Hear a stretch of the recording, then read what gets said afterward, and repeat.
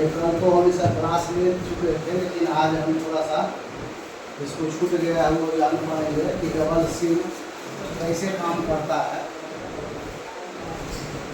ध्यान देंगे कि ऊपर का जो भी है सिम है, एनसी है, ग्राउंड है, और नीचे डाटा है, क्लॉक है और रीसेट।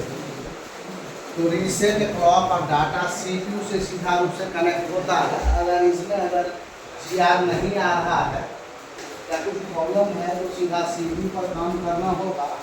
अगर भी सिम में कोई दिक्कत होता है या वोल्टेज इसमें नहीं आता है तब हम पावर को ऑन करते हैं। या ये तो एनसी है, ये ग्राउंड है। एनसी का मतलब नो सिग्नल और ग्राउंड का मतलब ग्राउंड होता है, ग्राउंड वोल्टेज भी चाहिए। और सबसे पहले इसमें हम लोग ध्यान देंगे कि यहाँ पर पीछे लॉजिक लो या हाई दोनों के काम करता है। यहाँ पर अगर सिम जैक हम लगाते हैं इसमें, ये पहले से हटा हुआ रहता है, लॉजिक हाई रहता है इस लाइन का। इस यहाँ पे वोल्टेज क्या होगा 1.8 इसके थ्रू इसको मिल जाएगा, तो लॉजिक हाई रहेगा। जब ये हम इसके अंदर इंसर्ट करेंगे सिम कार्ड जैक, ये लॉजिक ये शॉर्ट करते ही ग्राउंड हो जाएगा और इसका वोल्टेज सारा ग्राउंड हो जाएगा और लॉजिक लो हो जाएगा। और तब सीपीयू को ये मालूम होगा कि हमने सिम लग चुका है, तब कुछ वोल्टेज अप्लाई होना चालू हो जाएगा, जैसे वी सिम का अप्लाई हो जाएगा और डाटा और क्लॉक, रीसेट, ये सब वोल्टेज यहाँ पर मिल जाएगा। इसका काम होता है, ये डाटा इसके अंदर सिम के अंदर में कुछ मेमोरी होता है और मेमोरी में नंबर होता है। तो नंबर को रीड करने के लिए डाटा और क्लॉक का जरूरत होता है और सिम बार बार हम लोग चेंज करते हैं, तो उसके लिए रीसेट की जरूरत होता है। रीसेट 1.8 आगे से ये जैक रीसेट हो जाएगा और कोई भी अलग अलग सिम, एयरटेल, बीएसएनएल कोई भी सिम लगाएंगे तो उसको वो रीड कर लेगा। लेकिन वोल्टेज की अवस्था में जब चेक करेंगे तो वोल्टेज तब आएगा जब ये रीड करेगा सिम। स्मार्ट जैक है, पहले का जैक नहीं, जो वोल्टेज मिलता रहेगा। इसमें जब ये सिम हम नहीं लगाएंगे, यहाँ क्या होगा, लॉजिक क्या हाई रहेगा। लॉजिक हाई रहेगा तो कोई भी सिम रीड नहीं करेगा और बहुत सारा वोल्टेज अप्लाई नहीं होगा, समझ। तो अगर हम इसको कोल्ड में ही ट्रेसिंग करेंगे तो अच्छा रहेगा।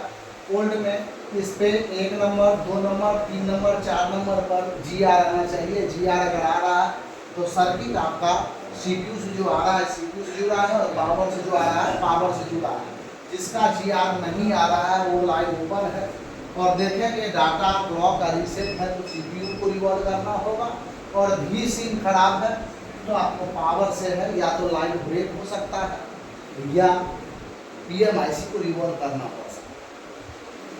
तो हम यहाँ पर सबसे पहले कोई भी मैं यहाँ देखेंगे लॉजिक को हाई पर पहले से अगर सटा हुआ है तो लॉजिक लो पर काम करेगा। या पहले से मान लीजिए कि कोई ऐसे भी रह सकता है, ये ऐसे रहता है और पहले से सटा हुआ रहता है, तो ये क्या होगा, अगर पहले से शॉर्ट है तो क्या है, लॉजिक लो।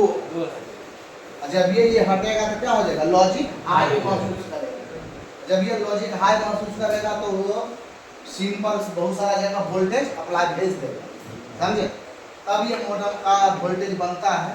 ये जो मॉडम का वोल्टेज है, जब ये पूरे सर्किट इंसर्ट नहीं है, रीड कर लिया तब मॉडम एक वोल्टेज भेजेगा, सीपीयू भेजेगा किसको, तो सीपीयू पावर भेजेगा सीपीयू के लिए, पावर से इनपुट सीपीयू के लिए वोल्टेज भेजेगा मॉडम के लिए। और जब ये मॉडम वोल्टेज मिलेगा तो क्या हो जाएगा, यहाँ 1.8 वाट 2965 RFIC के लिए वोल्टेज अप्लाई हो जाएगा और तब पूरे नेटवर्क बनता है। अन्यथा इसमें कहीं भी एक भी लाइन में दिक्कत हो जाए, ओपन हो जाए या कोई वजह से शॉर्ट हो जाए तो कभी भी ये वोल्टेज आपको देखने के लिए नहीं मिलेगा। आप सिम हटा करके आपको चेक करते हैं पावर आईसी के नज़दीक बक कॉइल को, तो एक कॉइल पर वोल्टेज आपको दिखने के लिए नहीं मिलता है। क्यों नहीं मिलता है, इसलिए कि सिम लगा के हम लोग चेक नहीं करते, तो उससे कोई दिक्कत नहीं है और सब पर मिलेगा। और एक बक कॉइल पर आपको वोल्टेज देखने के लिए नहीं मिलेगा। जब सिम लगाएंगे तो यहाँ वोल्टेज अप्लाई हो जाएगा, सारा सर्किट ओके होगा तब। समझे? कोई दिक्कत? यहाँ ध्यान देने एक तकाम है, कोई भी अगर दिक्कत होगा तो इंसर्ट सिम कार्ड, जब insert SIM card, no SIM card डाले, ये सब प्रॉब्लम आपको देखने के लिए मिलता है। तो या तो आपका सिम खराब है या सिम जैक में कहीं ना कहीं दिक्कत है। अगर आपको इमरजेंसी सिम ले चुका है, आप सेटिंग में जाकर के चेक करेंगे, सिम सेटिंग में जाकर चेक करेंगे, सिम 1 सिम 2 सिम जो लगता है तो वहाँ लिखता है एयरटेल BSNL 0, अगर वहाँ लिख रहा है तो इसका मतलब सिम ले चुका है, और सिम लेने के बाद नो सर्विस में तब आपका नेटवर्क सेक्शन का प्रॉब्लम है, समझे? इमरजेंसी में जब तक रहता है तो उससे में कोई प्रॉब्लम नहीं होता है। ये वहाँ पर हो सकता है कि जो सिम लगा उसका नेटवर्क वहाँ पर नहीं है, या आपका बाई एंटीना स्विच, इस सब में दिक्कत हो सकता है। अगर इमरजेंसी के दौरान आपका नेटवर्क नहीं आएगा, उसमें देखेंगे हम लोग, अगर हम लोग सर्च करते हैं तो वहाँ बहुत सारा BSNL एयरटेल ये सब पूरा बनता है, 5-6 बनता है, इसका मतलब आपका RFIC समझे? यहाँ हम लोग जाने कि कैसे सिम जैक काम करता है, आगे बढ़ेंगे। आज